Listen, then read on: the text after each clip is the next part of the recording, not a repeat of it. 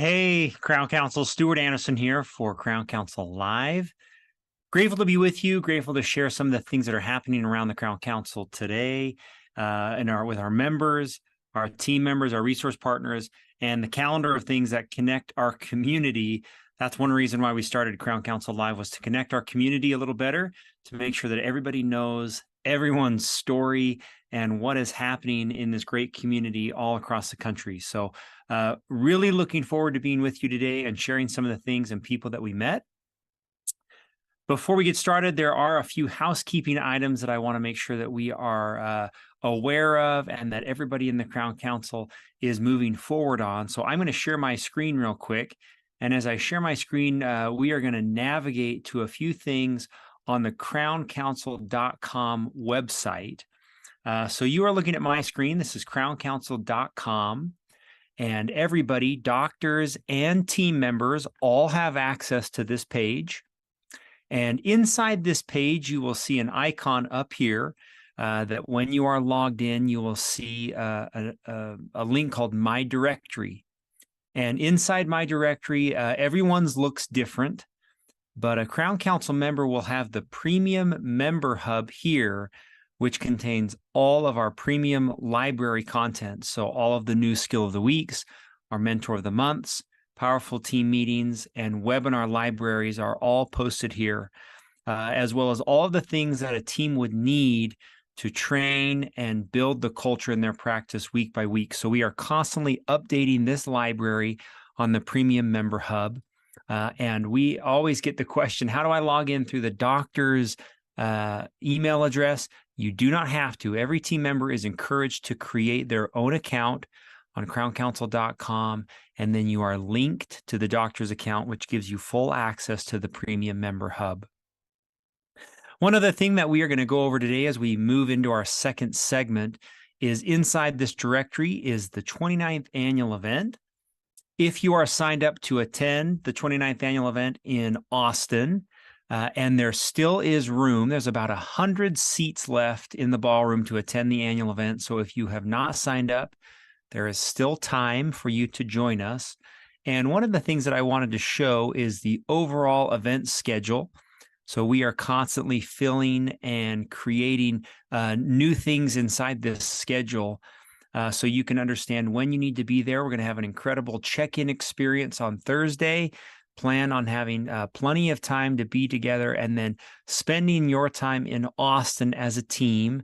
Very fun, incredible opportunity to be together in that town.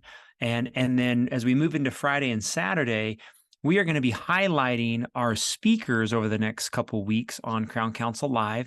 So we had Emily Gregory on the live stream a few months ago, and she talks about her field or expertise and crucial conversations, what that means, and how you can have them with your team. We will connect with Amy Purdy next week. She's going to be our keynote speaker first thing Friday, and she will tell her incredible story. And then today, Shawn Achor joins us, and he shares just a little tidbit about the happiness advantage and how this is a huge part of not only success in the practice, but success at home. So me and Steve and Greg met with Shawn and asked him a couple of those questions. So I'm going to move right into being with Shawn and his response to what he will share at the annual event and what teams can learn from him when we are together. Take it away. Hey, everybody, we're going to have Shawn Achor with us at the 29th annual event of the Crown Counsel, and we've got him live with us today. And Shawn, I'd hope that you would share just, I don't want you to give away everything you're going to share at the annual event, but if a Crown Counsel team arrives at the annual event, what will they learn from you and maybe some things that they can change or hope to change when they go back to their practice? Well, first of all, I'm just so grateful for the opportunity to get to share this research. We know that the average scientific paper is only read on average by 7 people total. So the chance to get to share this research with all of you is very exciting, partly because I think that this research is life-changing. What we're finding is that change is radically possible from our genes and the environment that we live in. And when we find that we can break the tyranny of genes and environment over what happens next by simply changing people's mindset and their behaviors. So what we look at in this research is, how do we change our mindset? How do we change the mindset of other people? How do we change the lens through which the people around us view the world? And in doing so, how do we create greater levels of happiness that fuel our ability to see more of our potential? So I'll be talking about how happiness is an incredible advantage in people's lives, how change is radically possible, about how happiness is contagious, and about how we can actually create a positive ripple effect that we can quantify that impacts people 2, 3, 4 degrees separate to people who won't even be joining us at the talk. That is so good. But before we push record, Sean was talking a little bit about how happiness can be a means and not an end. Sean, can you talk about that for a minute? That's a huge deal when it comes to a dental practice that's always looking for and searching for that end great thing that is hopefully going to happen one day. Can you talk about that for a second? Sure. In so much of our lives, our pursuit of happiness is defined very simply. We think if we work harder, then we'll be more successful, and then we should be happier, right? We've thought that all through our education. We think about that every year at the beginning of a fiscal year, or every time we write our New Year's resolutions, or every time we plan a budget. And what we keep finding is this group is highly successful, but it doesn't guarantee high levels of happiness. The reason for that is every time your brain has a success, we change the goalpost what success looks like. It allows us to see more of our potential, but then where does happiness fit in the cycle? So during my talk, I'm going to be describing about how we can create greater levels of happiness in the midst of our pursuit of happiness and of success. And in doing so, not only does it increase our success rates, that's the happiness advantage, but what we're finding is we get to see more of our potential as well. So by creating happiness as a means instead of as an end, it actually allows us to get the best not only of ourselves, but the people we're around as well. Steve, all right, so Greg, Sean, here's the $1 million question, personal question. Is your dentist happy? I think so. Should we say, are you happy when you go to your dentist? I'm happy with my dentist. I have to say, we switched around a little bit and we found one that we just think is fantastic. Right. I don't know how happy they are, but I feel happy when I leave there. So okay, that's the important part, because you're going to meet some of the happiest dentists and dental teams in the world when you come to the annual event. So that just means we need to research them. That's it. All right, great. We are really looking forward to having Sean at the annual event in Austin. He will be an incredible keynote speaker, as well as Steve will take the things that Sean teaches and then apply them to your dental practice. So when you go home, you'll be able to use instantly the things that he taught inside your dental practice with action items from Steve and at the annual event. So that's a huge part of our presenters on stage is an action list when you go home. The next part of Crown Council Live is we meet with Dr. Heather Walker. We are grateful to have Heather, and we did an interview with her as part of the Mentor of the Month series.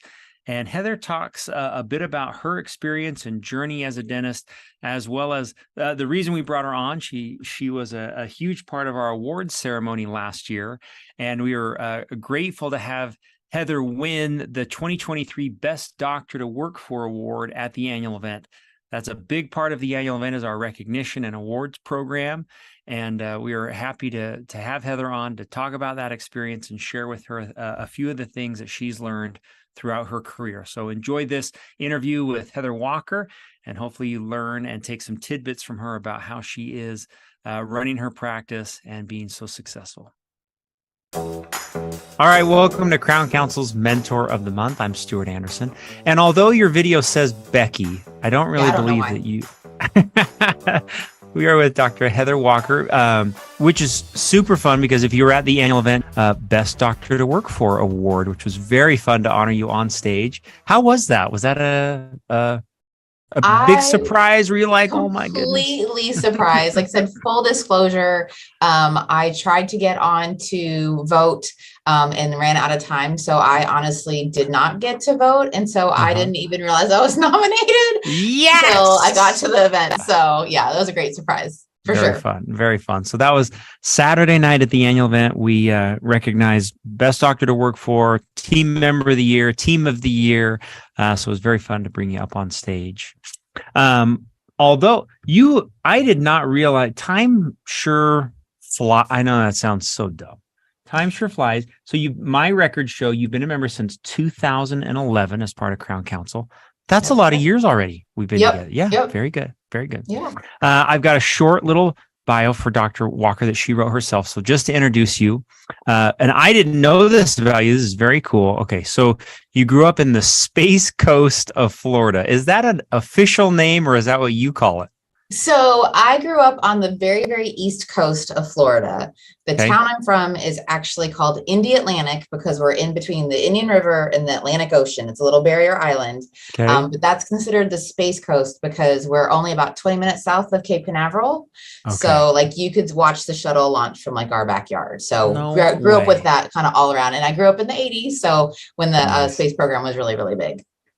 The Space Coast. I love that. I've never heard that before. Very good. Okay. So you attended the University of Florida where you majored in microbiology, then attended the University of Louisville School of Dentistry, graduated in 2003.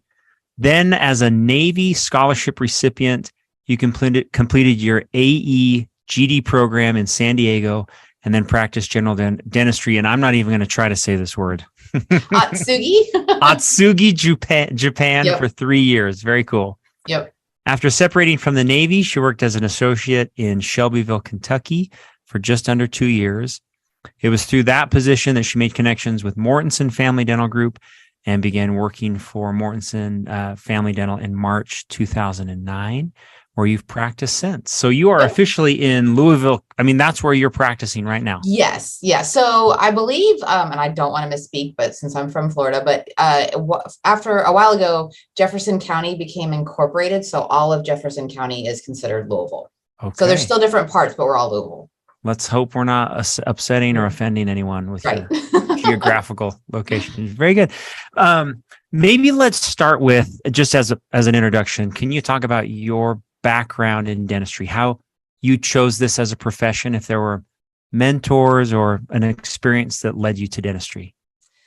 So it's actually really funny. I always was interested in medical, never wanted to be a doctor, never wanted to be a medical doctor. My sister's a medical doctor, so, but never had that interest at all. I was really when I started University of Florida, I was an engineering major. And so honestly, I got to differential equations and that was just a little bit too much math for me. And really and truly, I know it sounds a little bit cheesy, but I've always liked teeth. Really, I would say my orthodontist had more of an influence on me than my general dentist. I was a thumbsucker when I was a young kid. So I had a huge space between my front teeth. So just seeing the difference that it can make and how you can really change people's smiles, that kind of stuck with me. And like I said, so I was like, okay, well, this isn't for me, and kind of saw what I could do. And, dentistry did always just interest me. Science still interested me. And, it was definitely the right choice. I always joke, for how much I talk every day to people, I would be miserable if I was stuck behind a desk, not getting to talk to anybody. So it was definitely the right move. Very cool. And I love, just because it's such an interesting path, but if you've got stories or experiences from the Navy and what you learned there, I don't want to glamorize it if it wasn't glamorous, but if you've got some experiences there from what you learned in that experience, it'd be really fun to hear. Yeah, no, it was great. So like I said, I'm from Florida. I interviewed at University of Florida and U of L for dental school. I got into both, but I really wanted to come here. So I was like, okay, well, how am I going to pay for it? So both my parents are retired Air Force. And Gainesville, Florida is very, very close to Jacksonville, which Jacksonville is a really big base. So I actually contacted them and recruited myself. And so then they interviewed me and I was offered the scholarship for this position. People do always ask why I chose Navy over Air Force. Navy pays for all 4 years. Air Force only pays for 3 years. So that was a strategic move.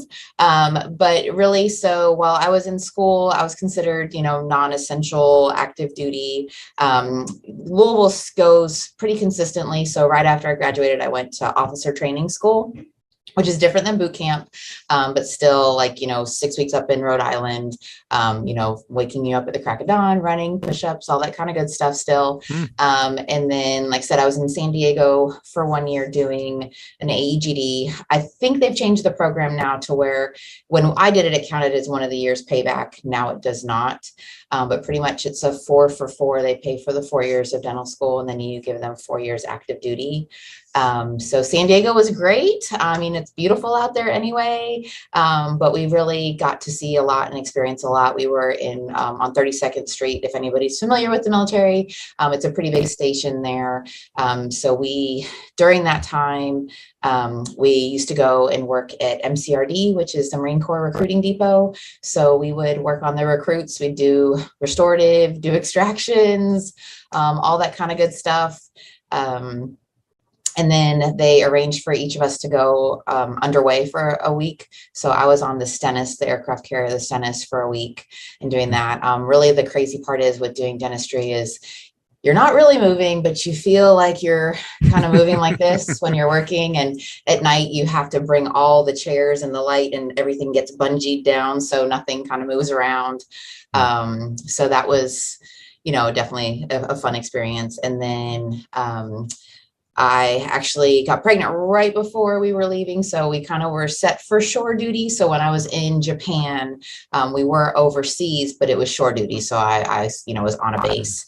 Like I said, Atsugi is the kind of remote base to Yokosuka, which that's where the aircraft carrier, the Kitty Hawk, was out of. So we had all the fixed wing, like Hornets and Super Hornets. So our base was very loud with all the air flight there, but it really was a lot like private practice, in that when you're overseas, we saw spouses and dependents, and as well as the active duty. Okay. And when young dentists approach you and they ask about that experience, do you say, absolutely, I loved it, you should do it, this is a great path? I mean, how do you approach that when it comes to advice for young docs? 100%. I would do it again Cool. in a heartbeat. Actually, when I was in San Diego, when people would come and like interview and kind of be interested, like they would have me take them around because I did have such a positive experience with it. So number one thing, full disclosure, I have zero debt, and I had zero debt coming out. So that's huge, especially being out of state. Again, this year will be 20 years since I graduated. So I know costs have just gone up. But I easily would have been like $250,000 in debt coming out of dental school, and I had none. At the same time too, because you're practicing and actually doing dentistry, you're getting all that experience. So you can be slow and learn how you do things, kind of on their time rather than on your own time. So I think it's a great opportunity. Obviously, so there were at least, I think 5 of us that were Navy in my class alone.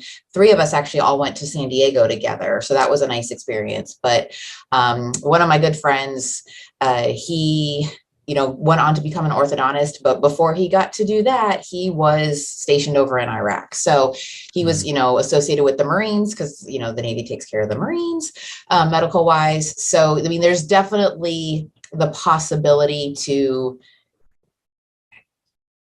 be deployed, be underway, all those different things. I did have it very nice. Yes, Japan was far, but I was still never deployed. So I would say there's some risks as far as that goes, but again, it's still just all the experience that you can have. And, I would do it again in a heartbeat. I think it's a great opportunity.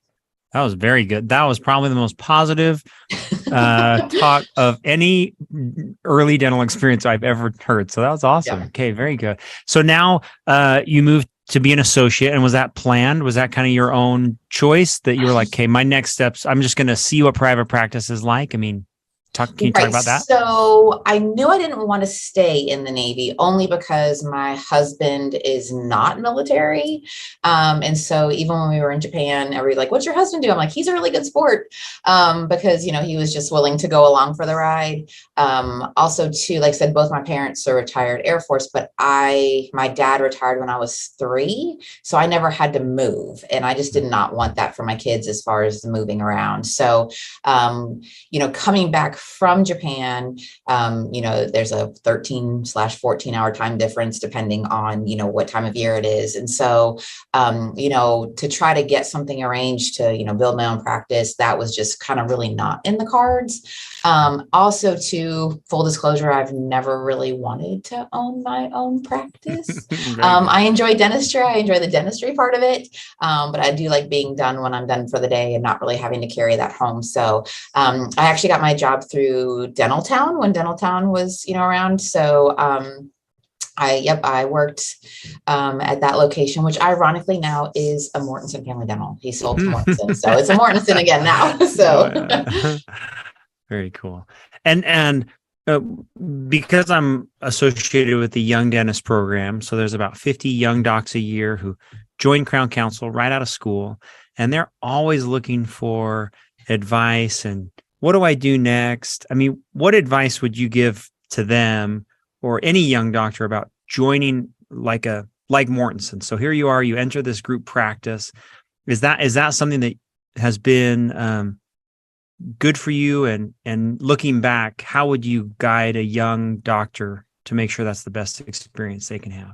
So I think you have to know what you're looking for. For me, it has, like I said, I really never wanted to own my own at U of L. And again, it's been so long, I don't know if they've really upped the training that they give us, but really it was like we had one class that was kind of like a game where, you're put in little groups and you try to run your practice and see how profitable you can be and things like that. So it was a little bit of the stress, but not anything near what real life would be as far as stress. And so that just never really interested me. Also, too, I knew I was going to do military. So obviously, that's like one of the biggest, associate practices kind of out there. But I think you have to know what you want. If you want to own your own, I think you know that. And I think that that's something that you should always do. Now, again, I can't speak for myself, but, that may not be your first step out just because, again, I also came from no debt. I would not be looking to incur all that debt. I think that would be, for me, that would be super stressful. All the cost of just starting a business with being so fresh, so new with everything. I definitely am a more cautious person in that sense. So I don't think it would be wrong. And I think there's enough dentists out there that, it may not hurt to be an associate type position for the first 1 or 2 years. Again, kind of get your speed up when it's not, you can still be profitable and not, be so scared of what we're doing. Right. Also, too, I think it's great to have a mentor that can teach you the tips and tricks of things that have, not everything is textbook in real life happens. And in my location here, when we opened it, I was the solo doctor for maybe less than a year. We were lucky that we were that busy and somebody else came in. And it is really nice to have somebody else to talk to as far as, hey, you want to look at this x-ray with me? Or, even if you're like, oh my God, that was such a hard tooth to get out, you just kind of can vent to somebody. So if you're going to try to go on your own, you definitely would want to be part of like a local group that does meet, with Crown Council, but, something local where you could kind of have that support. Yeah. But one of the doctors that's working with me right now, he's a 2020 grad. So he was a pandemic grad. And, he does great dentistry, but, really in his heart of hearts, like he wants to do private practice. So he's going to be moving on and doing that. So I think, and I think it's, but that's the thing too, I joke, is that I'm so old now that I would never gonna go off and do my own thing. Whereas he's so fresh and so young, he's had that experience behind him, but he's at the point where he's not taking a huge step backwards as far as production or, profitability to kind of explore that. So I think that makes a difference. Very cool. Great advice. Very wise. I love that. Over your years of serving as a dentist, one thing that we always ask, that we love to hear from, is what has guided your philosophy of care? How, as part of the award that we did on stage, there was a lot of emphasis on how you do good. The things that you do as a dentist revolves around not just, I know all dentists do good, but the emphasis that you put on charity work and serving those outside your practice, what has kind of guided or where have you created that philosophy of care from on how you run your practice? So I'm very much a golden rule, live by the golden rule kind of person. Okay. And I know I'm very aware that I grew up very fortunate, and I know that a lot of other people do not. So I think that it's important to give back. And especially now that I have a skill that not everybody has. Mortensen does hold some days of free dentistry where we go ahead and do that. So I like to participate in those. But at the same time too, we are a very, very high Medicaid office.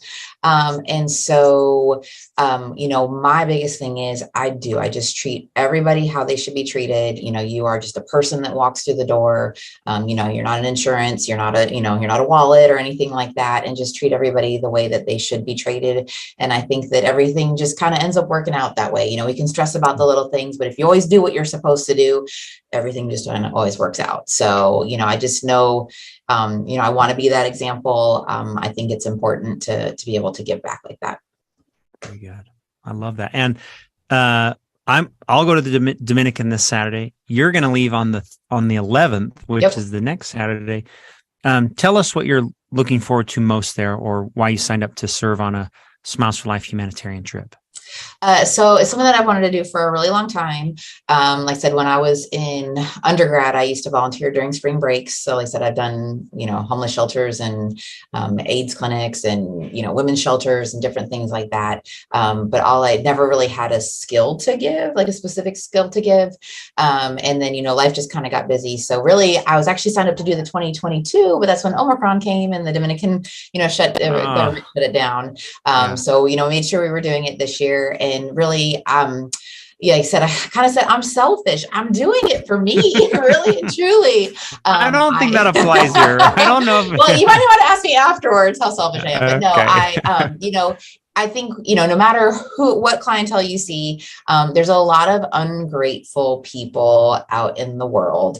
And you can definitely put that out there. But when all you kind of get back sometimes is negative, I'm just really, really excited to go and work with people that, really have the need and are really, really appreciative. So again, I'm doing it to fill my bucket for sure with that.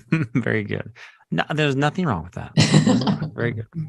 All right. So as we kind of wrap up, one thing we always ask, which I think is a really fun, kind of enlightening question, is if you were to do it again, or if you were to time machine back and meet Heather 20 years ago, what advice would you give yourself about what you've learned and what you've become? Anything stand out?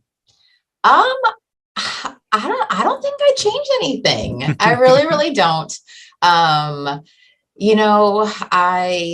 Again, like I said, with the Navy, I would still tell myself to do that. I've actually, like I said, when people come through, I encourage them. If any sort of patients show interest, they can always shadow and do that. I do think that, I don't really think I'd change much. That's good. Maybe stress a little bit less about certain things, but like I said, I just kind of try to let it go. I don't try to fester on things. I will say I get a massage once a month for my back. I may have started that a little bit earlier. But other than that, just really kind of taking care of yourself. And like I said, if this is what you enjoy doing, just, do what you enjoy. Life is definitely far too short for that. I love that. And is there anything that you are doing now that you feel other doctors could learn from, whether the training your team or how you treat your patients? Are there 2 or 3 things that you do that you would advice that you would give to doctors? So there's 2 things that I would say. One, again, treat your patients how you'd want to be treated. People like when you remember them. They like when you know things. I do have kind of a crazy memory, so I can remember these things. But even if you have to rely on your staff, being personable, like they really feel like they matter. And that makes a huge, huge difference. We're not the most, sought after career. People like to come in and they'd say they don't like us. But, a lot of times that's either pain or fear talking. Just, I try to praise people. Sometimes the first step is just walking in. I'm really proud that you did that. I think people, whether they say it or not, they need to feel kind of validated in that way. As far as kind of more of a numbers thing, like I said, I've done it with the associate that just came in, but what we do is I kind of came up with writing down what our goal starts for the day, like our production goal for the day, and then writing a goal of what we're going to do. So this is just kind of a starting point. Where can we go from there? But when you get busy with the day, and so our office is a teeny tiny office. We like to say it's the closet under the the cupboard under the stairs from Harry Potter. It's that tiny.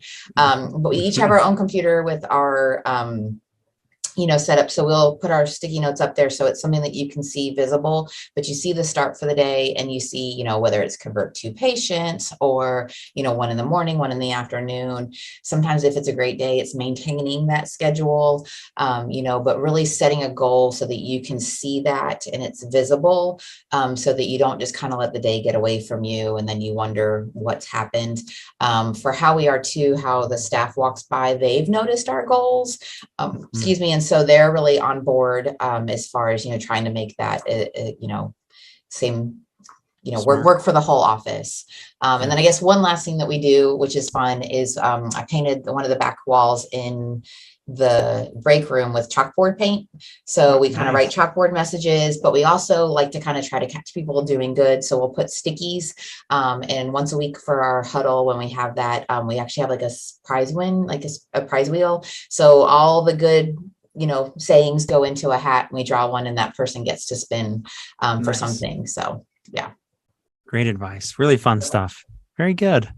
Well, Heather, grateful for you, thankful for Mortenson Family Dental, and not only the example that you guys set as a group, but all the good that comes from the practices that you guys are a part of. I mean, everything that is happening with Smiles for Life, the humanitarian trips, and just the leadership that comes from Mortenson Family Dental Group. Thank you. Very grateful for you. We had Dr. Wayne's my favorite. So we had an excellent mentor from the start, for sure. Very cool. Hey, well, thank you. Enjoy the Dominican. I'll do it too. I don't think we cross paths. We leave the Saturday that you arrive, but let's connect and share stories. So sounds wonderful. Yeah. Okay. Thanks, Heather. Grateful for your time. Thank you. All right. Thank you, Heather Walker. Grateful to have you as part of Crown Council, and thankful that you would share your story with us. Recently, I did a contest with the Crown Council resource partners who are going to be attending the annual event in Austin. And part of that contest was they had to post out to their social networks that they were going to be at the annual event. They were excited to see their clients and Crown Council members. And we said that anyone who posted a story or anything letting everyone know that they were going to be at the annual event, that we were going to pick a winner to have their hotel upgraded to a suite at the annual event. So I had 7 of our resource partners who did that, who followed the rules, who tagged me, and were part of our little contest. So I'm going to share my screen real quick as I run this contest. So I've plugged them in here, and I am going to run my random picker to choose who is our going to win and be upgraded to a new suite at our hotel at the annual event. So here I go. I'm going to pick my random winner. That's it.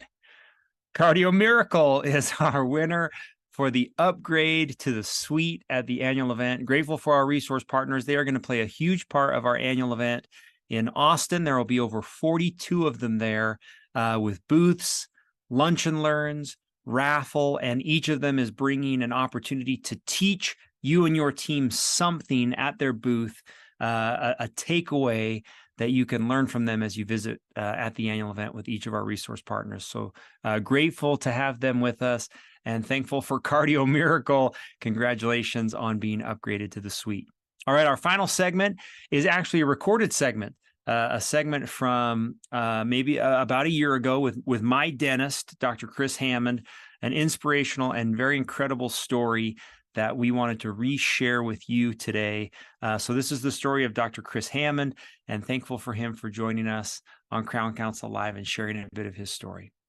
Okay. Hey, so special guest. I know he's watching live, so I hope he's ready, but if we could bring my dentist into the program. We're very grateful to have Dr. Chris Hammond joining us today. I have known Chris. Steve, we've probably known Chris for almost Okay. 20, 25 years. Super grateful to have him join us today.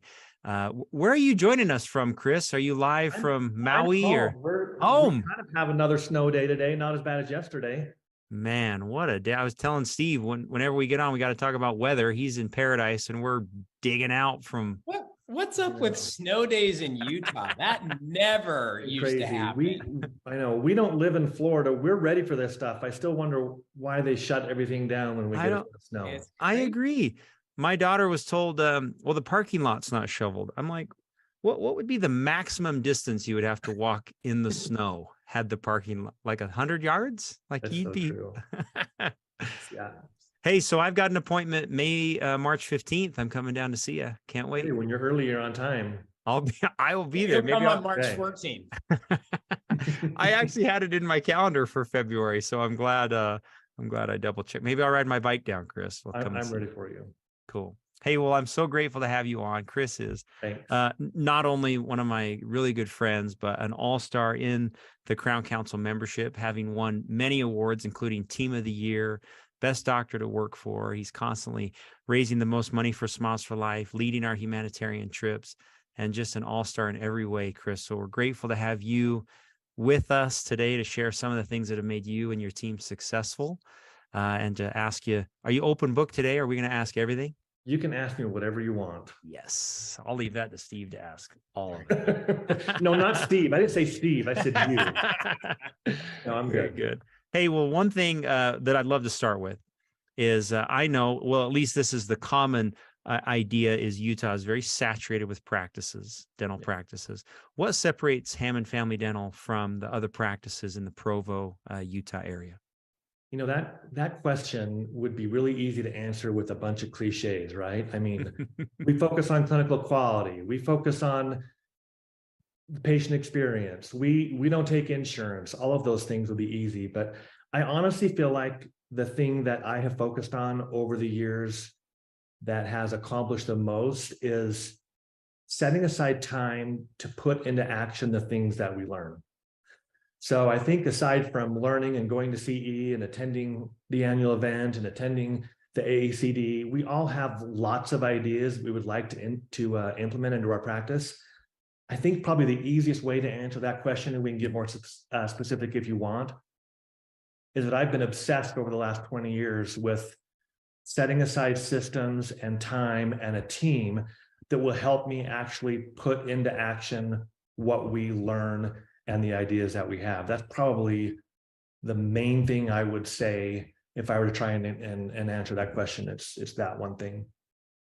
Steve, do we want to dig deeper? And consummate learners you are, so specific on that, Chris. Can you share with everybody what your learning schedule is for your team? Because you guys are like diligent about this. Yeah, so we set aside, and this is, I mean, there's just so much to talk about along this, but at the beginning of every year, we set aside at least one day, most of the time, 2 full days a month, where we can get together in our practice with our team of professional women that work with us and just focus on being better. So that sometimes is hard for a practice to do, to shut down and focus just on learning. And especially when they're in their own office, it's hard to kind of shut everything down and close the doors and set the phones on voicemail to just focus on non-patient activities. But I think that is one thing that I would never do without, is time with my team to work on our systems, to have people. It's interesting to have Dr. Harden on, because I worked with Tanya Bailey for 10 years myself. And that's another thing, is to have her in my office, to have her help us. Just time outside of the practice focused on development, culture development, implementation of ideas and cool things we want to do. There's this discussion that could go on. I mean, could go on forever with how excited I get about this kind of thing. But yeah, we spend 2 days a month just without our patients, just focusing on what we do best, and that is in development. The funny thing about that, Chris, is almost every practice in dentistry has 2 days a month that they can do that. They just choose to use that time other ways. Totally. Yeah, and I think it has to be organized too. I mean, you have to go into this experience. If you plan a day, with your team, even if you just start with one day, it should be well thought out and well planned and organized like you would your own professional meeting. And I actually think it's one of the most exciting things that we do is to plan a full day in basically an idea implementation and things that we can do better. Yeah, it's a great example. And you guys have done that for decades. We and have proven. I get asked a lot is, we can't afford to meet that much. And, our rule has always been that done right, your return on that time should be 3 times what you spend. So if you spend an hour together, you should get 3 hours of productivity back in return. If you're spending 2 days, then you're getting 6 days back in terms of increased return if you do it right. Yeah, and I think if we pulled that out of our practice, we would see our results diminish significantly over time. And we would probably be hitting the panic button quick and trying to find more time away from patients to refocus and get back on the same page. Well, and to put this in context, so that everybody's clear, what you've pulled off here is you're in one of the most densely populated dental markets in the country. Utah County, last time I looked at it, had 1 dentist for every 900 people. So there's no shortage of I bet that's true. And you guys are fee for service. Yeah, we are. Yes, we're fee for service. To be able to do the kind of production that you do with as many different options as there are and do it in a fee for service, you got to be good. Yeah, to be able to do that. You have to be on your A game. You have to be different. Terrace talked about the patient experience. That has to be exceptional in both restorative and hygiene and consultations. The minute they call us, when they pick up the phone, when they walk in the door, it all has to be exceptional. And I think the only way to really pull that off is to always be honing, always be sharpening the saw, and always be working on things. Otherwise, it just diminishes over time. It's just that law of entropy that kicks in real quick. Nice, Chris. So go ahead, Stuart. No, I was just going to do a quick follow-up about the annual event. I know that Chris has a really fun, interesting way when they all come to the annual event, his team attends, they come home. Can you share real quick? Because I think that's worth sharing with the rest of the group, what you do with the things you learn at the annual event. Yeah, I mean, if you ever want to find us at the annual event, you can always look on like one of the front 2 rows. Because when I was in dental school, I figured out that my grades went up significantly when I sat in the front row. So yes, they do. We always sit together and we always sit up front. And I think that alone sends a message to my team that we're here to learn. And one interesting exercise that I think you're getting at, Stuart, is my team knows that when we go home, they're going to be surprised and not really know what part of the annual event they're going to be responsible for bringing back to our team and helping us implement. So they're there to learn everything, realizing that we're going to spring on them and challenge them to help us implement one of those ideas. And they're not going to know ahead of time what that's going to be. So it creates kind of a fun atmosphere. And they go into it thinking, I better be on time. I better be there when the video starts at 8 o'clock. I better stay till the very end. And I better go to the breakfast on Saturday morning because I'm going to be responsible for this information and bring it back to the office. Yeah, and I love the way you do that, which is you have the team represent all the topics when you get back to the office. Yeah. And they don't know until you get back which topic they're going to be responsible for. So that you learn more when you teach. And then I've added this Chris Hammond secret, which is you learn more when you teach and you don't know which part of it you're going to have to teach. So you learn all of it, which is That's true. Brilliant. Not doing it till you get back. Okay. So this morning, Chris, I was at Texas A&M School of Dentistry. I spoke to the D4 students. And I get the opportunity to work with both D3 and D4. And I'll just insert this little Crown Council culture plug. You've done, Chris, this amazing job of creating the right kind of culture. And one of the things that we've espoused always is when you're early, you're on time, right? And I know you guys do that in your practice. And do. If the morning meeting starts at 7:45, you got to be there at 7:40, 7:30, whatever it is.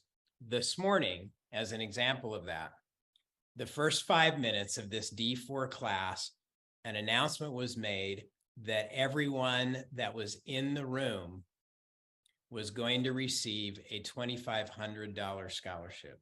Oh my gosh, really? Wow. And the dean had made arrangements with a very generous donor.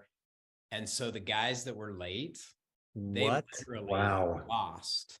They didn't get it. Wow.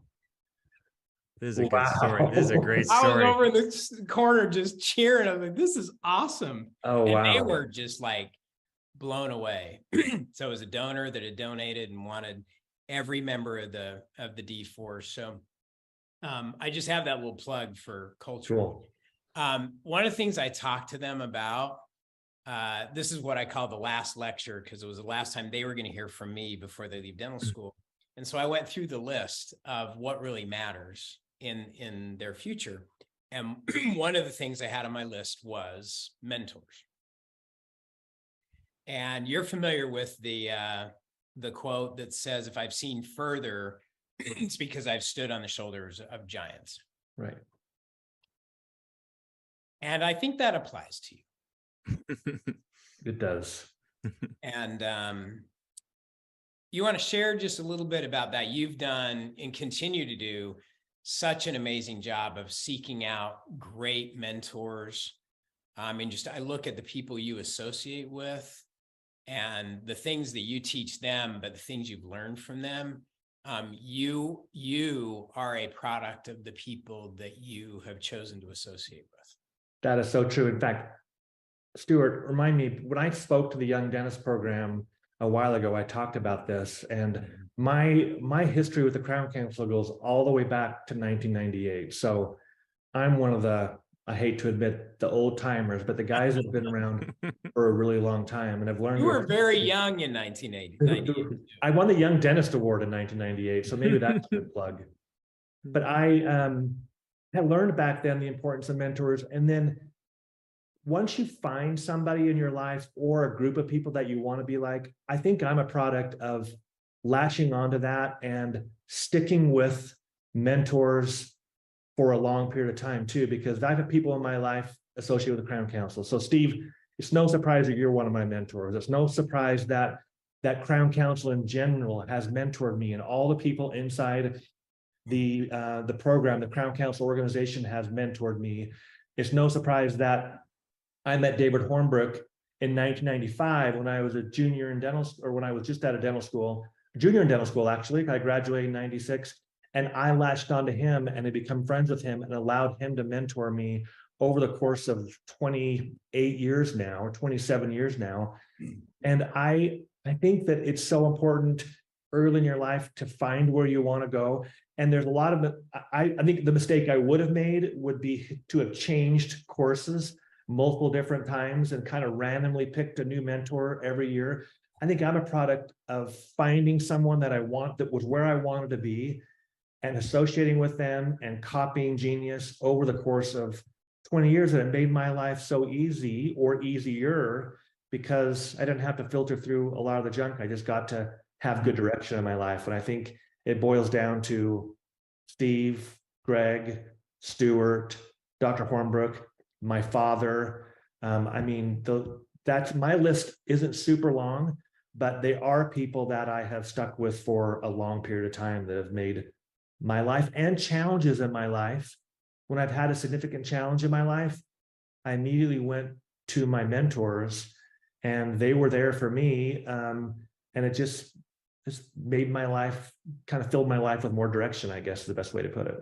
Yeah, it's amazing when you look back. I think when you're going through it at the moment, you may not realize the impact, but when you go back and look, I had dinner with Jim Thacker Saturday at the Hornbrook Aesthetics course, and he was reminiscing with me the decision that you and Roy made that changed everything, not just for your practice and your life, but changed the course of his life. And that was the decision that was made to take a different direction in the practice and do more cosmetic dentistry. Yeah. And that's when you all connected up with David at Pack Live at the time, and took the Utah Valley crew with you because you guys wanted a wingman that was going to produce the work, and that changed the course of their whole lab. That Yeah. changed the business trajectory. And this is one of my favorite stories because it's a commitment story. But you guys buried your amalgamator. Yes. You buried it. I mean, you had a funeral service, buried it in the front of the office as a We commitment. made a tombstone. Don't forget, we did make a tombstone. And I think you know this, but I was informed Saturday that due to a flood at that building, that the amalgamator was exhumed. Yeah, but I still have it. It's now in the wall of my existing building. So It is. I have moved from that office, but we went more with an indoor burial, and it's now in the wall of my existing office. I love that. It's got dirt on it, and my dad loves that it's there. But back in the day, back in the 1900s, I guess you could jokingly say, that was a significant step. Moment in our life where we bury the past and burn the boats and went forward. Nice. And I love that story, and I love the fact that you've carried that forward as part of your culture. I mean, culture is so much about the events that have happened in the past, the stories that we tell. And there's so much of that in your practice that you've carried forward that is just palpable everywhere you are in your practice. So love it. Hey, Chris, you talked about mentors helping you through tough times. Recently, I know that you had a real tough time. We've been close back and forth as I see you, and maybe people in the Crown Council don't know the story. Would you be willing to share what happened to your eye in Alaska? Why did I know you might ask me about this? You don't. Only because you said open book. You've all been an important part of that. Well, sure. I think it's important because one of the lessons I've learned in my life is you will never get out of this life with some kind of tragedy. And if you haven't had that already, some kind of major life-altering tragedy, and I honestly don't think I'm finished with those in my life. But I think the things that happen to me only prepare me for the future. But I think that's important to know. And I have learned that more than ever over the past few years, because in the summer of 2020, I went on my dream vacation to Alaska with my family, thinking that I was headed towards, a week of rest and relaxation to come back energized and ready to hit the office on Monday. And I actually, by the time that weekend was over, I didn't think I would ever be a dentist again, because I was involved in an accident, a really serious accident where I lost vision in my right eye permanently, my dominant eye. And it was a fishing accident. It was someone in our fishing party, not a member of my family, but someone in my fishing party that actually buried a really big ocean hook in my eye that was buried in my eye for a period of time. And I knew right off the bat that going home from Alaska, my life was going to be significantly different. I had no idea what was in store for me. My family was with me. We were all concerned about the future. And I went through this cleansing period of trying to figure out who I was going to be. And well, I could talk about this forever, but I have learned a ton about myself, those around me, my mentors, just what I'm made of. And I think overall it's made me a better person. And like I said, I could talk about that issue forever. But when you talk about mentors, can I keep going? Yeah. Because I'm long-winded on this. You cut me off. No. I think when you talk about mentors, that's the first thing I did when I came home. People want to know, what did you do when you came home? And like I said, I had no idea if I was going to be a dentist or not. And over the course of a year, I kind of figured that part out. But one of the first things I did was call and talk to my mentors.